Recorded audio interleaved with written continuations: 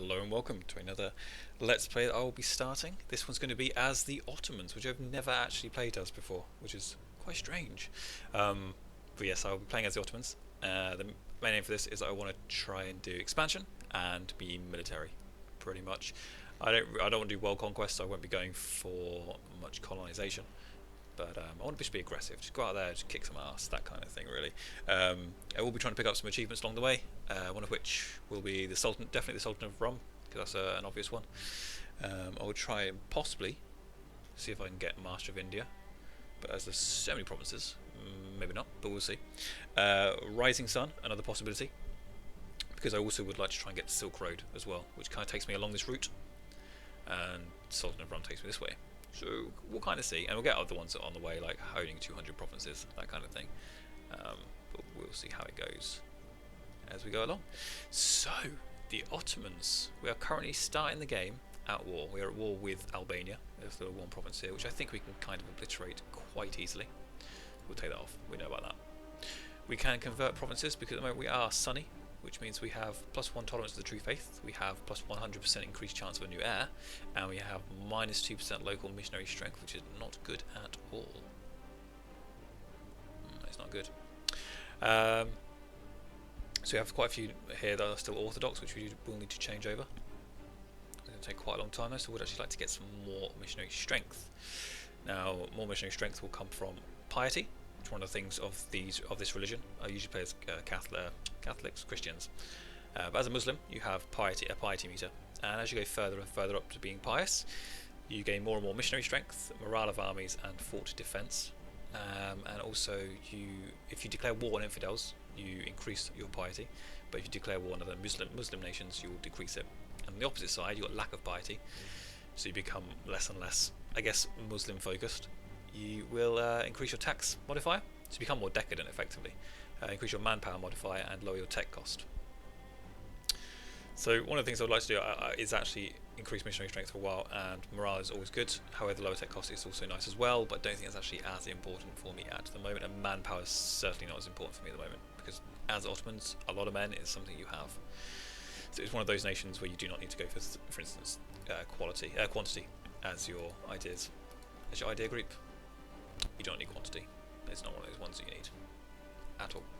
Talking of which, so we'll look into that. However, just right now, 72 months is kind of too long, considering I have to pay for it every month. I'll probably wait until I get a bit more piety and then send it out. We'll see. Advisor-wise, we actually have a 556 who's only 12. Wow. Because in this despotic monarchy, he will last until he dies. So if he's 12, he should last for a good 50 years, I'm hoping. A 556, that is fantastic. So we can get some advisors in. Let's see how our income situation is. We currently have +6,000 per month. I think I need to let this run until the end of the month to really see what the situation is on that. We'll leave that for now. We'll come back at the end of the month and see what the situation is. We've got some truces that will expire. We have national decisions available. So we can achieve religious unity. And actually I'm going to read these ones as well, where it says the text there, because I never read them, and I think it would be quite good to read them, because I think it will give a bit more flavour.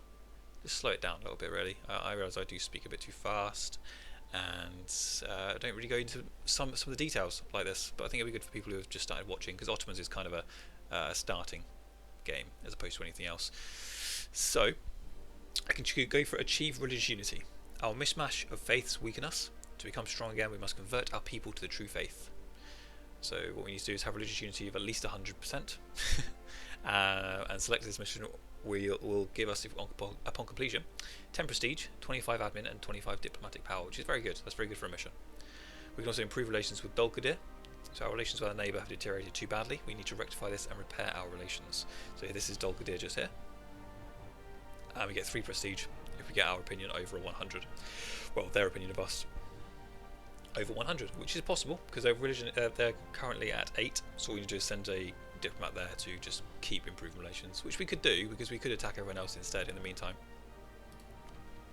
Or we have City of the World's Desire. The last orders of the great prophet were to send forth the warriors of the faith to bring the Romans into the house of submission. We must do what no other Ghazi has done and conquer the city in the name of the prophet. We have to own Constantinople, which is here, and for that we get 5 prestige, which is pretty small.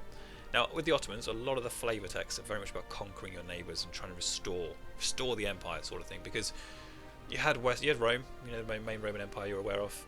It came out over this end as well, and it went that way. And then you had the Western Roman Empire, effectively the Eastern Roman Empire. And this area is known as Rum in the local language as well, which is basically for Rome. But it's not the Romans that you know of. It's now more Muslim Rome. We have a lot of national decisions to make as well. We can, this one's specific at the moment.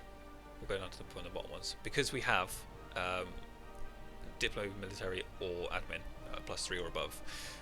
Whilst he is alive, we can gain either prestige, or we can get actually all of them. Prestige, unrest, or national tax modifier. It's actually reducing unrest there.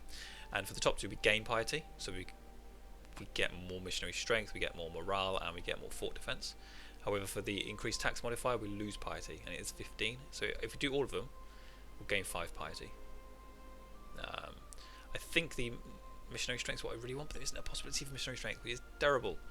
National unrest would be quite good, because I think unrest is going to be a bit of an issue for a while. At the moment it's absolutely fine, but we are going to be going for attack. Legitimacy really helps though. And it's going up as well. Ooh. So I don't think unrest is needed at all right now, but gain piety would be good. Yearly prestige, gain 10 piety, definitely. We'll do that straight away. I want that. We could increase attacks by 5% and lose 15 piety. To me, there's no negative to this one though. The unrest one and the gain piety is no negative. So I want the piety, and having -1 is always good. It goes until he dies, so it's going to be on for quite a long time. So right now our piety is 30%. We've got 0.9% missionary strength. We've got 3% of morale of armies increase and 6% fort defense, and it's gone from 72 down to 50. So we'll send one to Vidin, and I thought I had 2. Only got the 1. Never mind. We've now got provincial unrest in Vidin, which is fine. That's to be expected. We consider Shia and Ibadi to be heretical.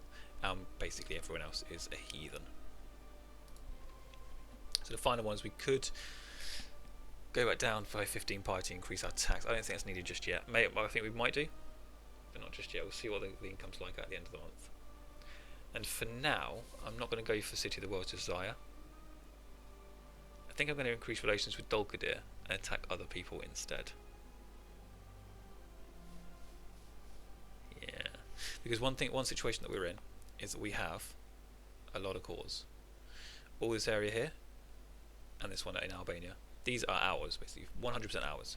So what I'm going to do is I'm going to try to actually take them over, just straight up annex them, because I don't need to core them.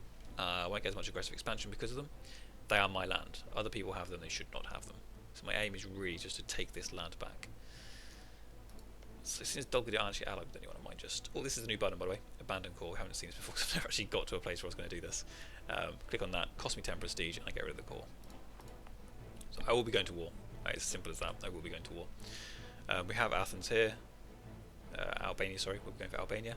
And I think Athens will probably join up with Byzantium sooner rather than later. They're a vassal of them. They probably will become integrated. So national decisions. The last one is we can lose 100 military power, and forever we get +1 unrest and +10% national manpower modifier, which I think is very good. But right now, spending 100 military power on that is not a good idea. I'll probably wait until I have too much military power, which will happen at some point, I'm sure. Now, my issue at the moment is I've been sitting there for a while thinking which ideas will I unlock, and I'll come back to that later, because as the Ottomans, I think I would want a lot of military ones, but also a lot of admin ones. And normally I go for Diplo because I don't spend the Diplo points anywhere else. So we'll see what happens there. But our initial traditions, we have +5% discipline, and we have -33% core creation cost, and that's what makes the Ottomans very good at expanding. Core creation cost is already a third down. And one of the options we could go for, which people do generally go for, one is religious, which I'm always definitely going to be going for, because having the extra missionary strength and the tolerance is going to be really, really helpful. The other one people go for is... I thought it was the bottom one.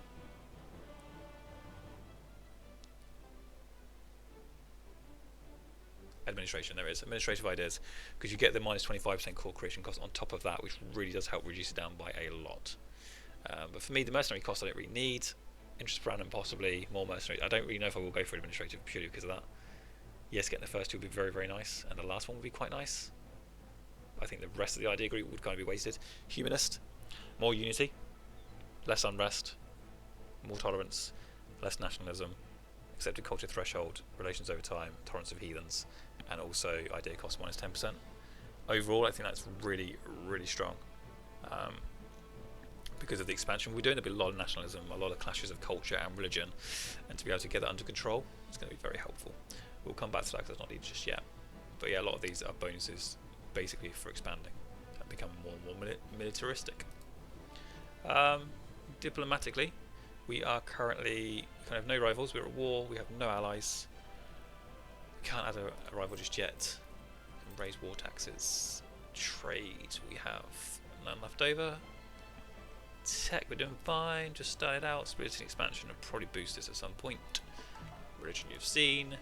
Military, 27 out of 27. And our infantry, we have Yaya infantry to start off with. A Muslim archer infantry, also known as Piyade. The Yaya troops were mainly made up of mercenaries and always on standby, and were thus often very well paid for the military services. It's a very basic troop. It's only in the 1400s. Very basic troop. And the other one we have is our cavalry, Muslim cavalry, light cavalry unit, most often consisting of foreign mercenaries. Now, infantry makes up the main stack because of the type of country I am. I'm in the Ottoman tech group, specific just for us, and it means that everything, all of our tech costs 25% more points. Instead of being 600, it's actually 600. It's actually 748, 750-ish because of the increase. Although we do actually lose a little bit because of the increase over time. But because of that, also our troop-wise, we can have 50. It's still just 50-50, which means that we can have of infantry and of cavalry, we can have 10-10 or 15-15 or whatever, and then the artillery come on top of that later on in the game. So we'll probably try and get some more cavalry. They are actually quite expensive. They have nice shock, but I think maybe 20-10 is probably a good ratio. And the other thing we really need to look into is the ship situation. We need to make sure we have a lot of galleys when we go to war. So for now, make sure we've got our maintenance right up. Here it is. That's excellent. We'll ignore this for now. This we won't do any more just yet. Gonna turn these off just for now. Should get a mission. Okay, for unity, it's gonna take quite a while. Improve relations. I'd rather go to war with them, but I'd probably go to war with other people in the meantime. So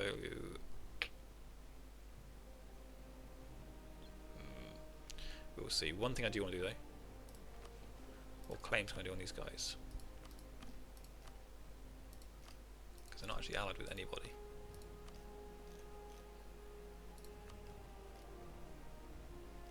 I will do Constantinople because when you get the mission, you actually get a claim on Constantinople. So I can go for Achaia or Moria. Moria, the mines of Moria. Let's have a look. See, 3 base tax, 3 base tax. So they're all the same. They're both the same. And also Athens. I just fabricate a claim all over the place here. Just to reduce it down. Fabricate a claim on. Let's just go for Achaia. And also, Genoa, but these guys are protected by Venice. We'll have to grab them at some point. And then finally I'll say yes, I want to have that mission. We now have a claim. Boom. So these two are getting the claims against them, which is very good.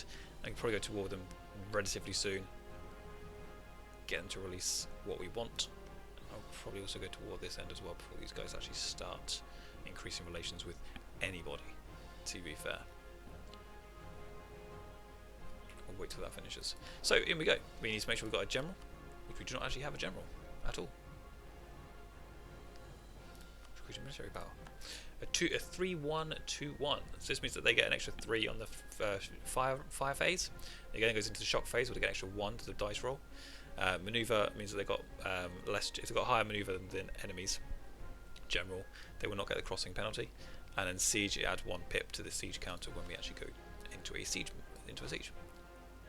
Corfu, also protector of Venice.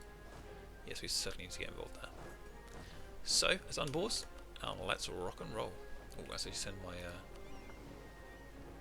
my barks out. If you could go to, I guess, Constantinople. Yeah, Constantinople. Certainly. Hold the trade here.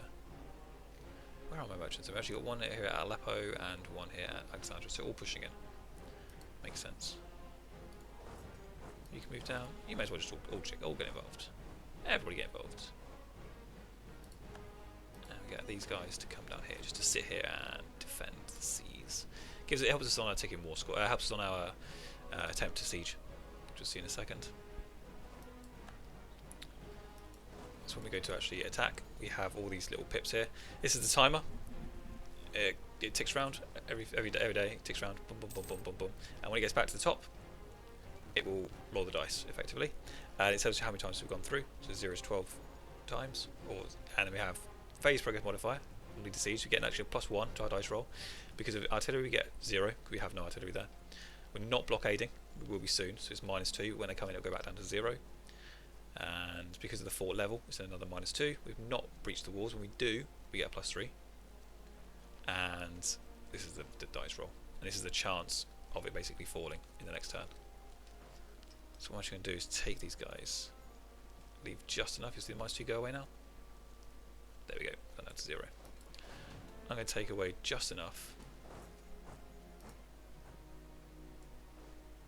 I'm going to send the guy back in again. Just take the leader back in again. Boom. You, no leader. Grab him. And we'll just take off a 1 stack of infantry. And we'll send him in. And the reason for this is that whilst they're in enemy land, they do receive attrition, which is general. Imagine if you're, you're in another person's country, you cannot have your resources coming to you as easily, the food, the weaponry, all of that, and that is what this number is here. So at the moment it's +1% because the siege is actually at 1%. So 1% per month of my units die off effectively. So the less troops I have there, the better for that reason. We'll just spread these guys out.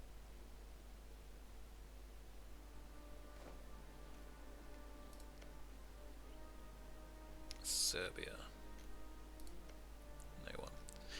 Yeah, I shouldn't really have put them both in at the same time. That was a little bit silly. Because I can't actually declare on them. Or anyone else. In fact, going for Serbia would actually be quite nice. So in fact, I think what I'll do is pull back the one from Athens for now. Bit of a waste, yes. But instead, I'm going to take these two. I'm going to send them over here, and I'm going to go sit and attack this guy here.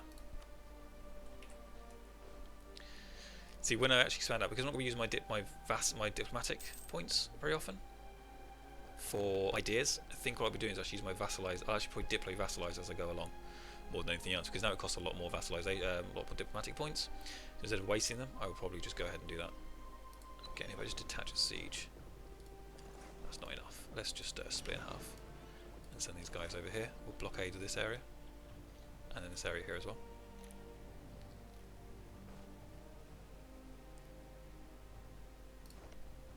Hello there. I would like to declare war, please. I would like to take. I was saying I'm going to take somewhere. I'm actually going to take it all. And because we are attacking a sunny, we reduce our piety by 16, which is not good. Greek Orthodox. They're both the same, so it doesn't really matter which one I go for. And declare war. So we'll now push in, bring our troops down here as well, because we're going to probably go for another war almost straight away afterwards.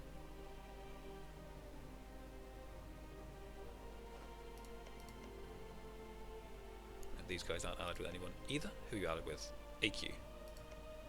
I call AK Koyunlu, sorry, AQ. And we have these guys QQ. So we've got QQ and we've got AQ. That's how I decide them out in my head. Diodoro. Guaranteed by Georgia? Really?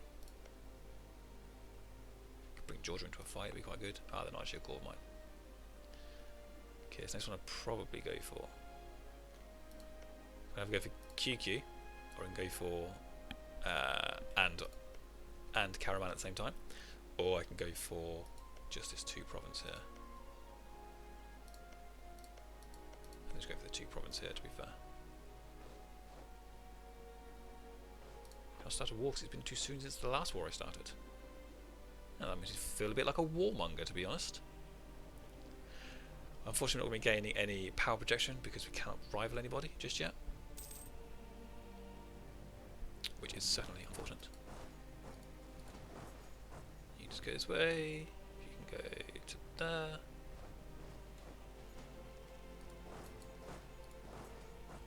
You can push in there. Should get into the fight. AK declare war on Dulcader. No! Mine.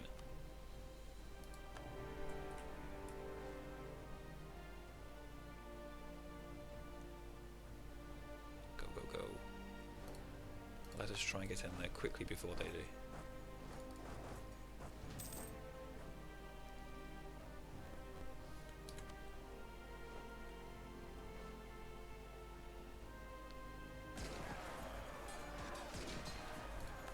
Split and run. Let's see if we may get one of them rather than two, unfortunately. Yeah, they're the ones that they're currently the attacker here, unfortunately. Which is possibly going to be okay. We shall have to wait and see. It's a good offensive start. Oh, there we go. Months have passed. Let's have a quick look at what our income is. Monetarily, we are doing absolutely fine. +9. We're definitely going to get some of these guys in. So, we can get production efficiency, inflation reduction, or national unrest. Production is 6.2. I think production efficiency would be good. More money, it's always good. We don't need inflation reduction. We're at 0. We're not going to go up anytime soon as we get some loans out, which we've got no plan on doing so. And unrest is not high enough to even warrant that in the slightest. Next up. Better relations over time, or +2 from morale of navies. Better relations over time is always good when you're being aggressive. And then for military, we can go for discipline, fort defense, or land maintenance. Again, discipline is very, very good. Now, for the military stats, the two big ones: discipline. This increases. Damage done and damage taken. It increases damage done, decreases damage taken. And then your morale is how long you basically will stay in battle, which is very important to have. Very, very important one. So you really want to try and get your morale up as soon as you can when you're in these sorts of fights. So with your tech and that, you want to increase it where possible. If you detach a siege and then come through to here, please. Detach a blockade, that is. We shall go from there. So that is the end of the first episode. I hope you enjoyed it, and I'll hopefully be seeing you again next time, where we continue our mass expansion. As you can see here, actually, the walls have been breached. I didn't even send my guy back in. He's not needed. Walls have been breached. We give +3 for that. I think we're going to be done in a couple of months for this one. It'll be very good. And then hopefully you guys haven't hired too much. Serbia, that's fine. Just Serbia, it's absolutely fine. And so for now, we'll go back and fabricate some. We won't fabricate other games. We do need our guy to be free to actually say yes, let's stop the war. So I'll see you guys next time. Goodbye.